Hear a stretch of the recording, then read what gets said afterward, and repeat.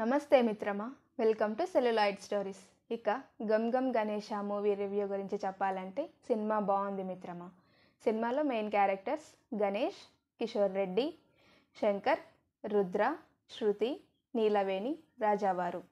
గణేష్, శంకర్ ఇద్దరు హైదరాబాద్లో చిన్న చిన్న దొంగతనాలు చేస్తూ ఉంటారు. గణేష్, శంకర్ లైఫ్లో సెటిల్ అవ్వాలి అని పెద్ద డైమండ్ దొంగతనం చేస్తారు. కిషోర్ రెడ్డి నంద్యాల ఎలక్షన్లో ఎమ్మెల్యే అవ్వటానికి ఎలాగైనా గెలవాలి అని ట్రై చేస్తుంటారు.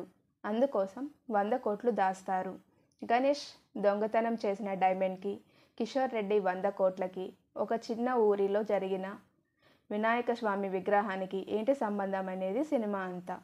ఆర్గన్ డేవిడ్ కామెడీ చాలా బాగా ఎంజాయ్ చేస్తారు.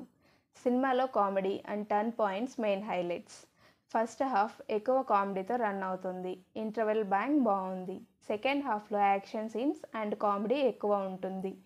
సినిమాలో సాంగ్స్ కూడా నాట్ బ్యాడ్ అన్నట్లు ఉన్నాయి.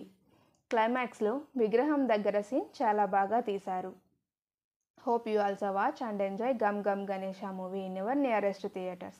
Thank you for watching this review. Subscribe to the channel for more interesting movie reviews.